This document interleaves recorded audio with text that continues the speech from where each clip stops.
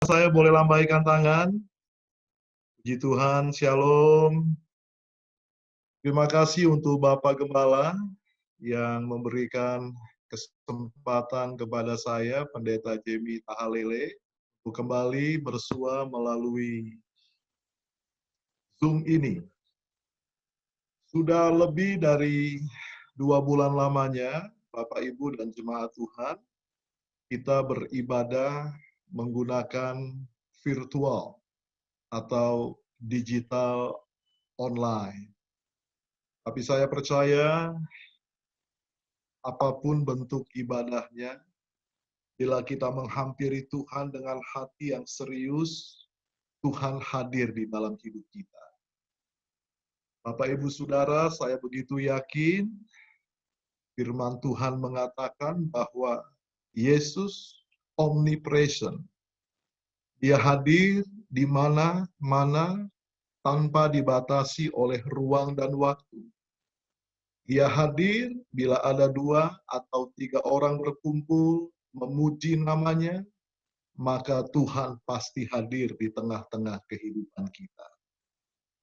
Pak Tuhan, sebuah kehormatan bagi saya. Terima kasih untuk Bapak Gembala dan Jemaat Tuhan, untuk saya boleh membagikan, sharing tentang kenaikan Tuhan Yesus Kristus.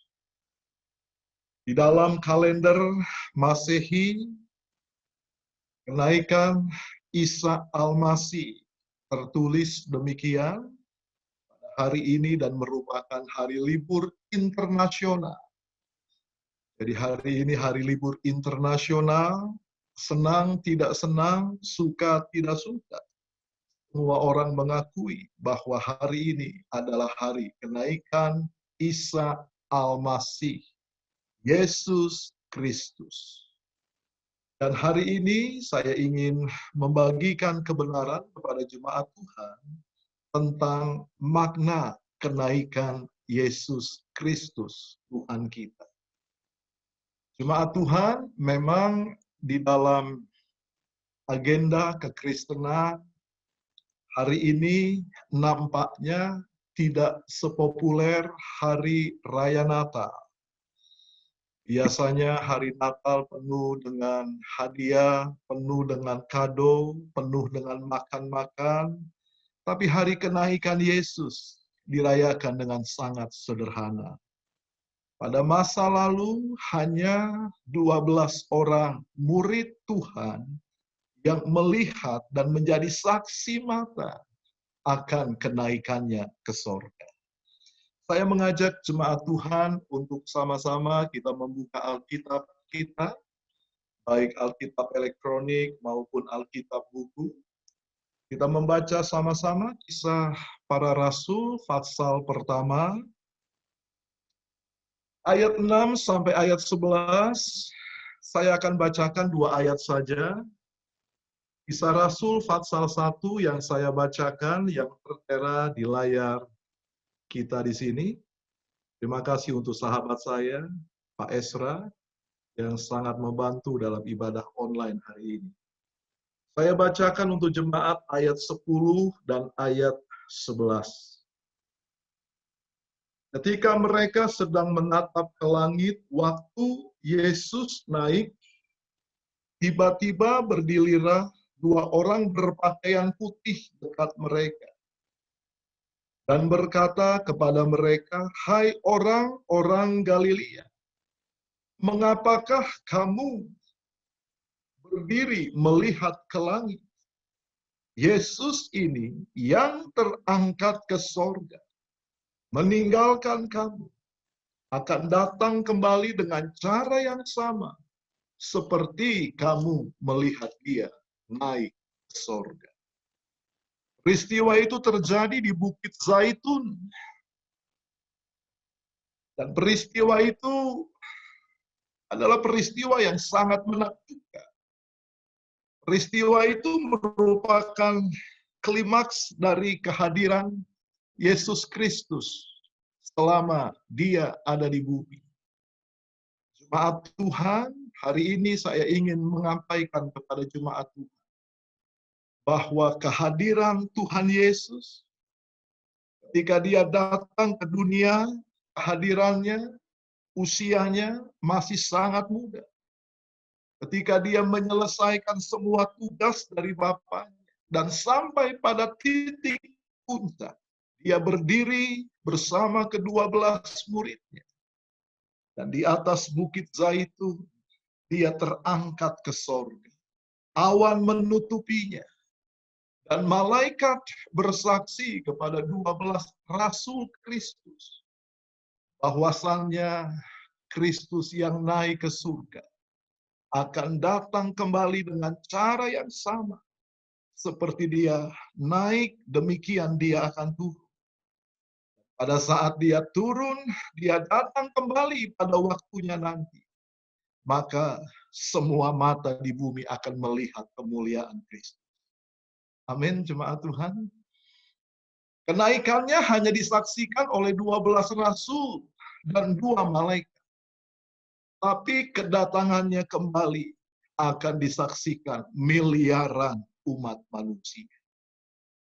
Dan saya percaya itulah sukacita bagi gereja Tuhan.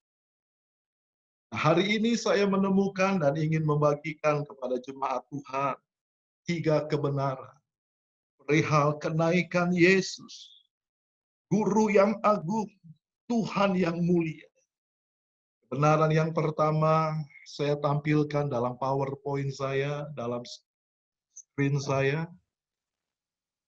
Kristus naik ke surga setelah menyelesaikan misi Bapaknya. Kristus kembali ke rumah Bapa, duduk di sebelah kanan Bapa, menerima kemuliaan yang Bapa miliki setelah ia menyelesaikan semua misi, tugas, dan panggilan dari Bapa. Saya teringat ada satu kata yang tertulis dalam Yohanes pasal 9 ayat 30. Atas Kalvari, di atas kayu salib, ada satu kalimat singkat yang keluar dari mulut Yesus. Tetelestai, sudah selesai. It is finished. Hari ini saya mau katakan, jangan sampai kita meninggal dunia tanpa menyelesaikan misi yang Allah percayakan dalam hidup kita. Bapak Ibu, kalaupun Tuhan panggil kita, biarlah Tuhan panggil ketika kita sudah menyelesaikan misi yang Tuhan percayakan dalam hidup kita. Amin.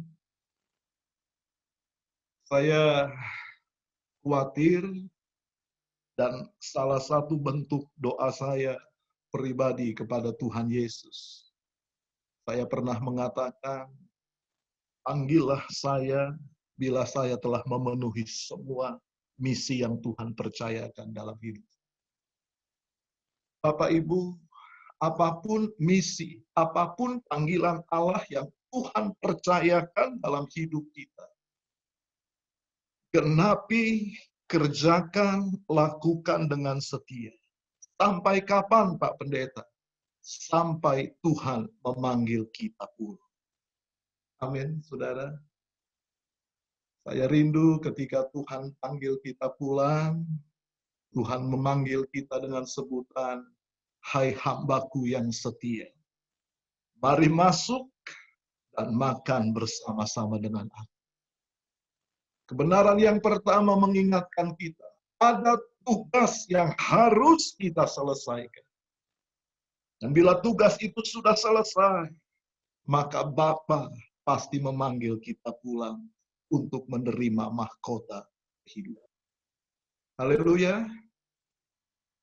Di hari ini, kalau masih ada nazar yang belum kita tepati, masih ada kesempatan untuk Bapak, Ibu, Saudara menepati nazar yang sudah kita ucapkan di hadapan. Kalau hari ini masih ada janji, kalau hari ini masih ada komitmen yang belum kita selesaikan, masih ada kesempatan untuk kita menyelesaikan. Jangan sampai Tuhan panggil kita, ketika kita belum sempat memenuhi nazar kita. Pagi ini, selagi Tuhan memberi kita nafas kehidupan, penuhi panggilan kita, penuhi nazar kita, penuhi janji kita.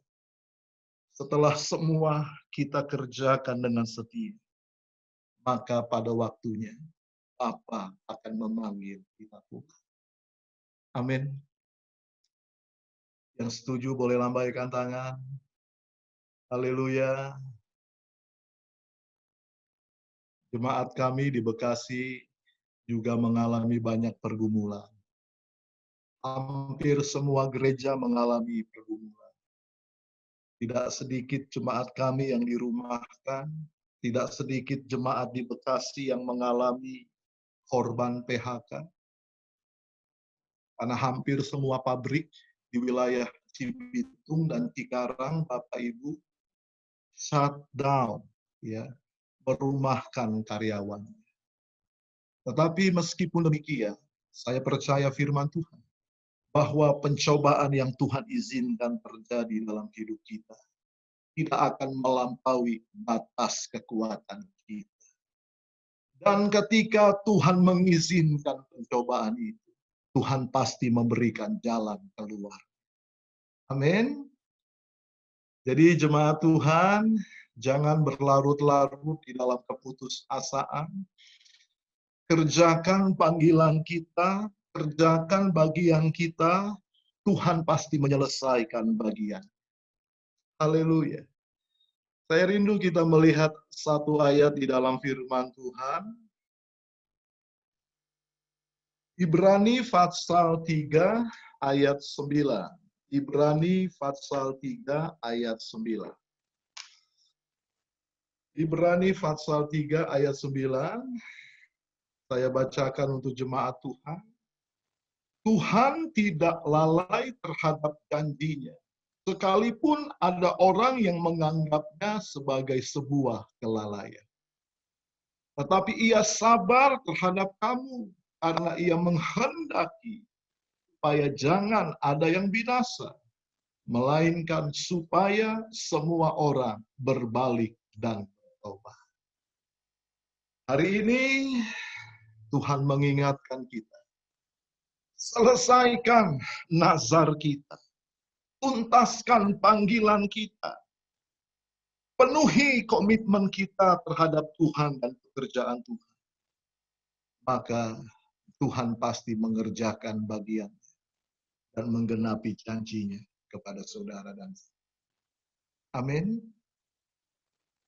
Bapak Ibu Saudara, kita lihat slide selanjutnya. Ini hal yang menyentuh dan mengkoreksi hidup saya. Waktu saya membaca Matius pasal 7 ayat 21, disebutkan di situ, bukan setiap orang yang berseru kepadaku, Tuhan, Tuhan, akan masuk ke dalam kerajaan Allah. Melainkan dia yang melakukan kehendak Bapa-Ku yang di sorga. Bapak, Ibu, Saudara, jangan sampai kita pada waktunya, pada akhirnya tertolak di rumah Bapa. Baru-baru ini saya mendiskusikan dengan rekan-rekan alumni, rekan-rekan hamba Tuhan di sebuah grup WA. Jadi setelah COVID-19 ini, rupanya ada begitu banyak asumsi, penafsiran, hermeneutika tentang akhir zaman. Ya.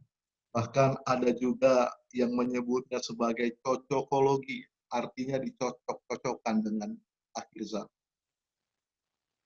Satu hari di grup kami diposting video tentang akhir dari segalanya akan terjadi.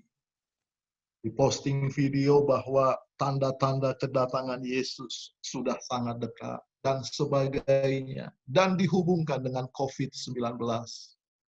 Tapi saya mau beritahu hari ini, perihal kedatangan Kristus. Tidak seorang pun yang tahu, hanya Bapa yang tahu.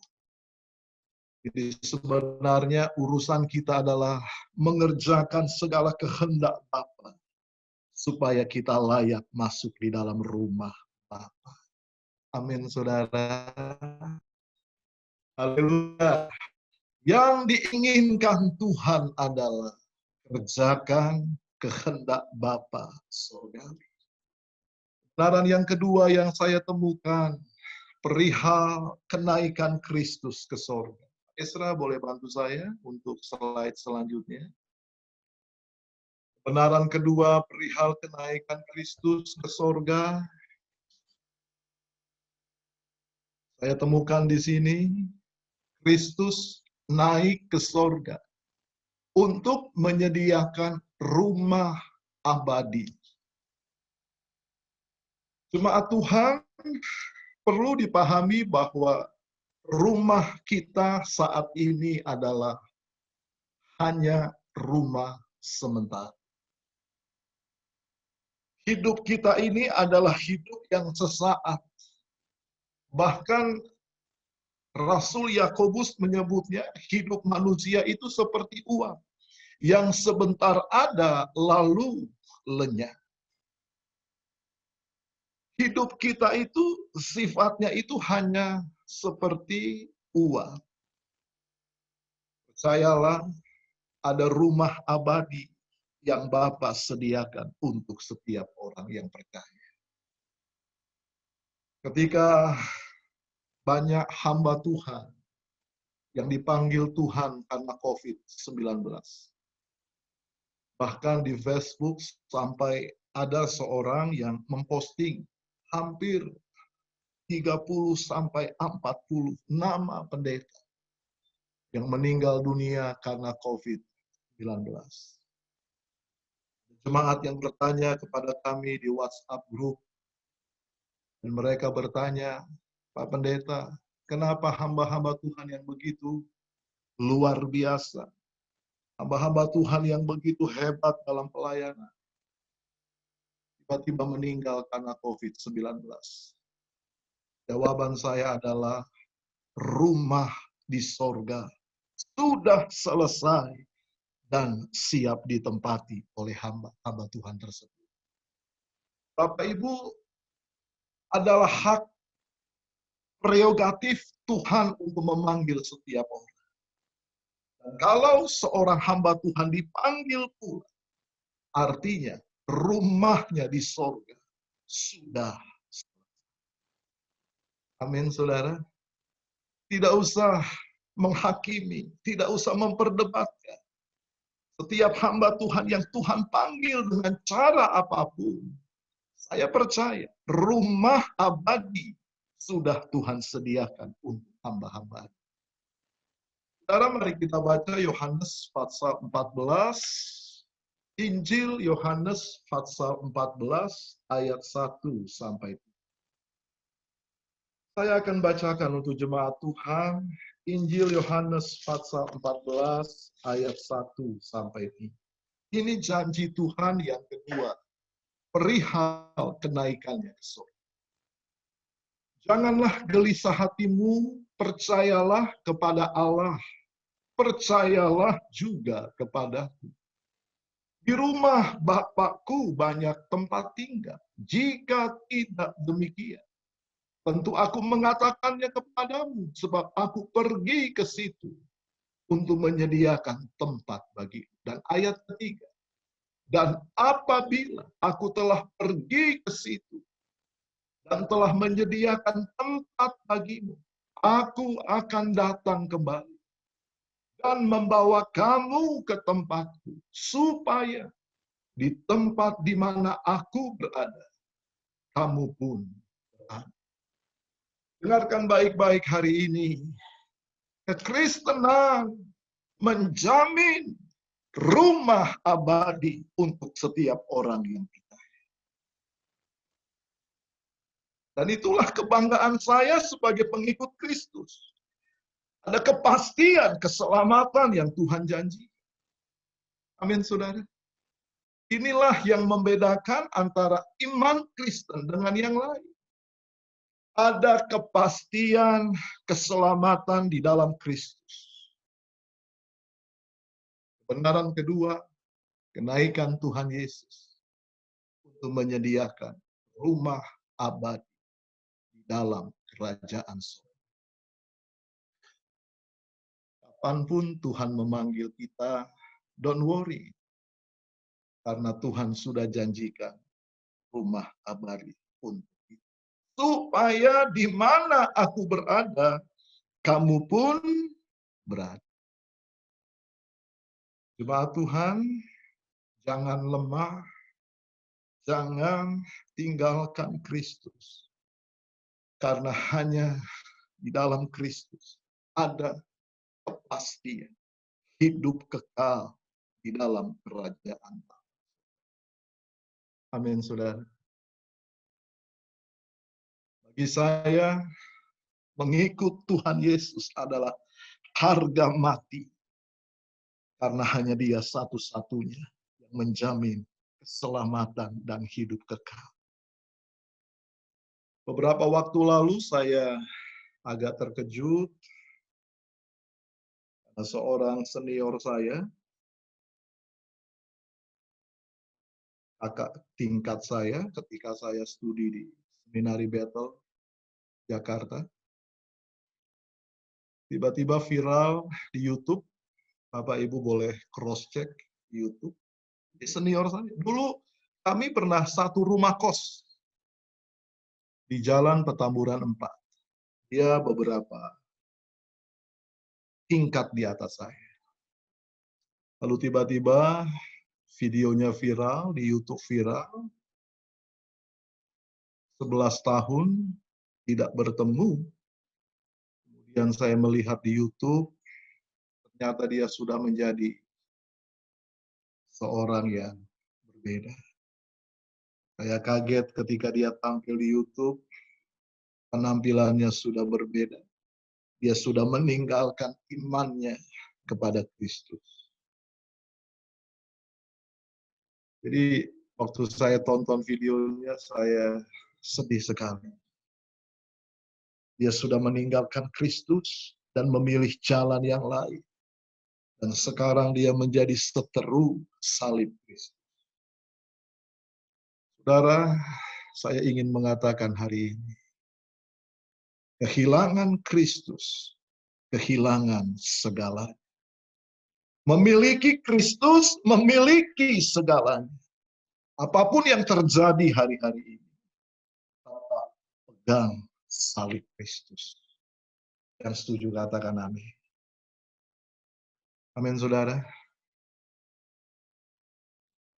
Mari kita lihat apa yang Alkitab katakan selanjutnya. Silakan Pak Esra. Next slide. Bapak Ibu, catat baik-baik Roma 5 ayat 8, 9, dan 10. Seorang bertanya kepada saya, Pak, di mana ayatnya bahwa menjadi Kristen pasti diselamatkan dari neraka. Menjadi Kristen pasti masuk surga. Ini ayatnya. Saya bagikan untuk kita. Roma pasal 5 ayat 8. Akan tetapi Allah menunjukkan kasih-Nya kepada kita.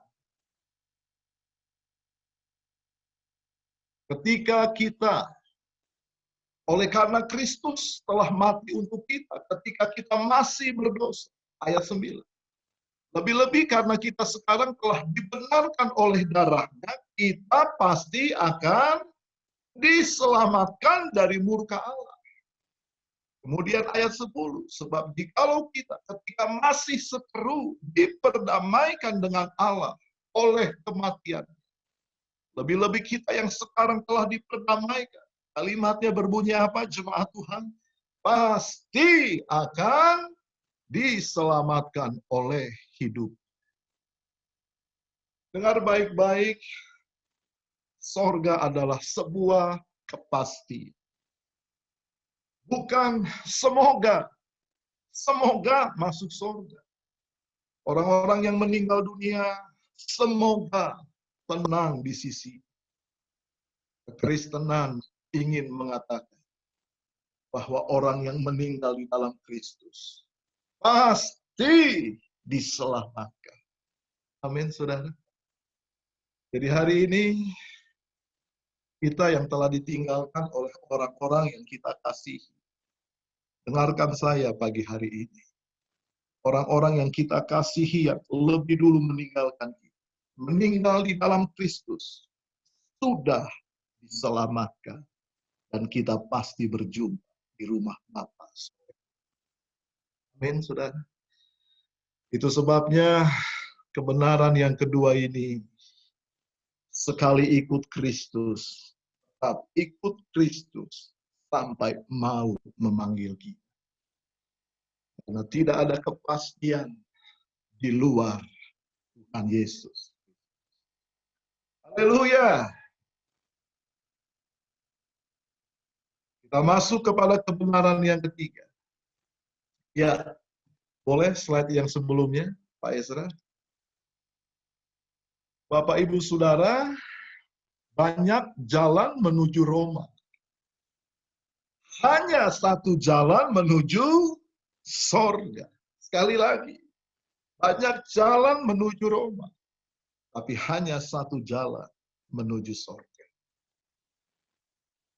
Yesus Kristus adalah jalan menuju. Yang ketiga, kenaikan Tuhan Yesus ke sorga. Beritahu kepada kita bahwa Kristus naik ke surga untuk menerima.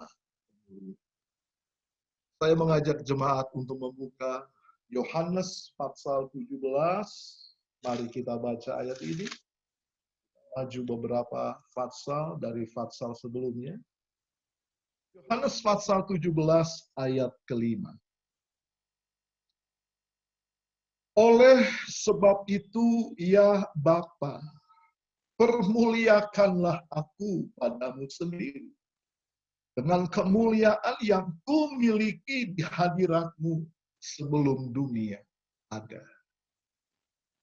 Kristus naik ke surga, duduk di sebelah kanan Bapa untuk menerima kemuliaan yang Dia miliki. Dengarkan baik-baik, jemaat Tuhan, termasuk saya sebagai hamba Tuhan. Kebenaran ketiga, kehidupan kita ini sepatutnya mempermuliakan nama Tuhan, bukan mempermalukan namanya. Pada slide selanjutnya, saya mengatakan dan menuliskan di situ.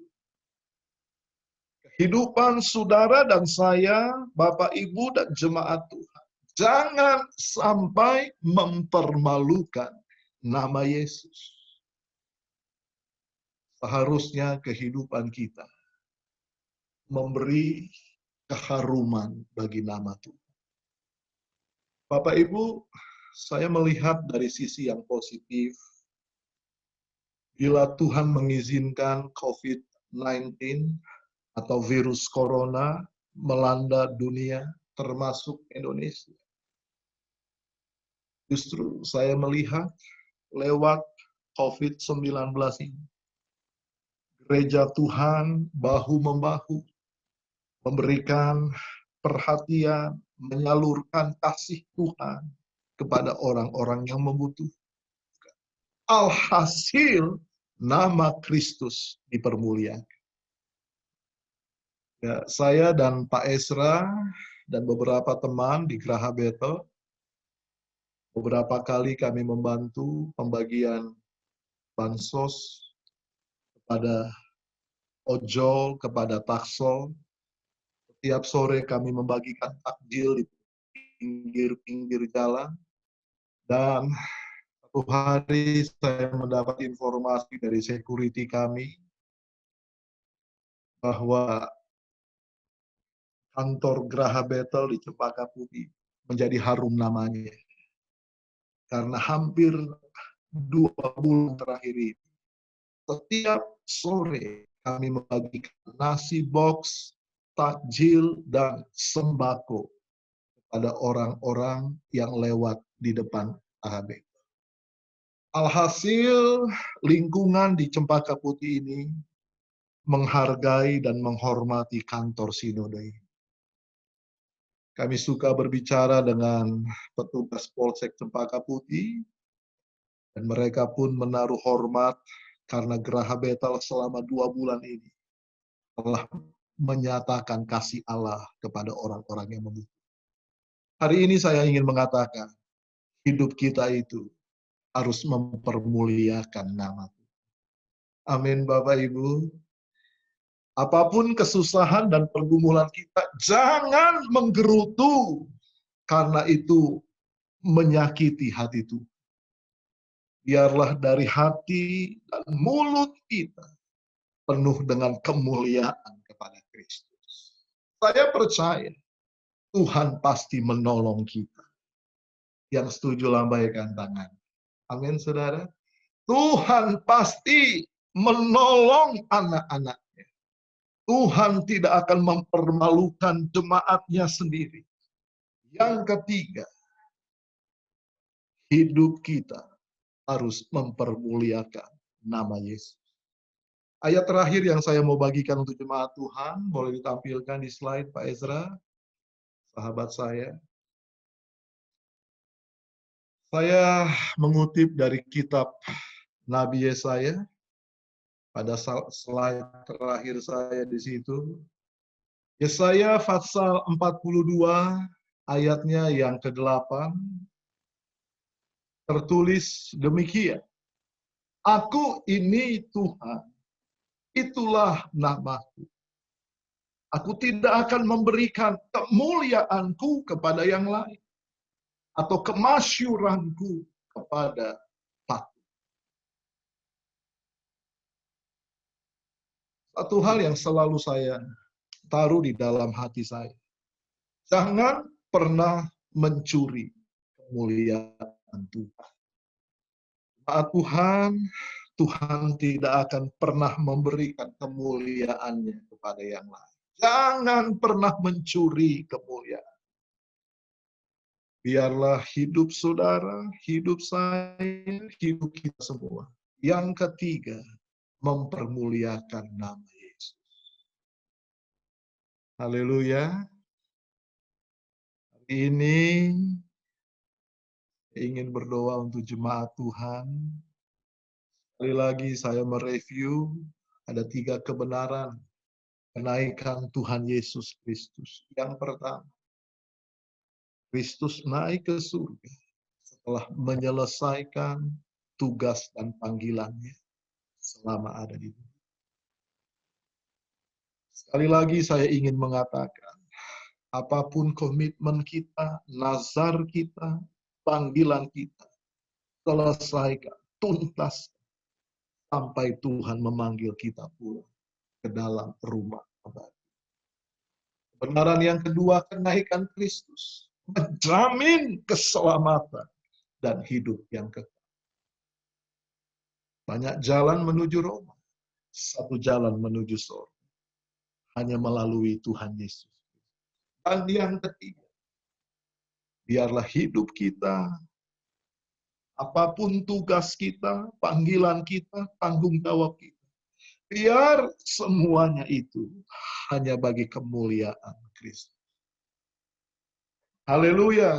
Saya ingin kita semua tundukkan kepala kita.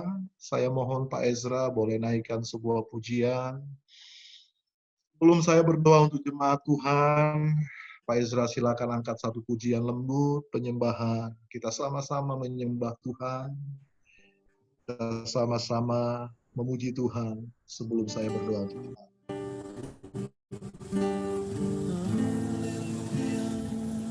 Kau baik Tuhan Yesus. Kau baik Tuhan Yesus.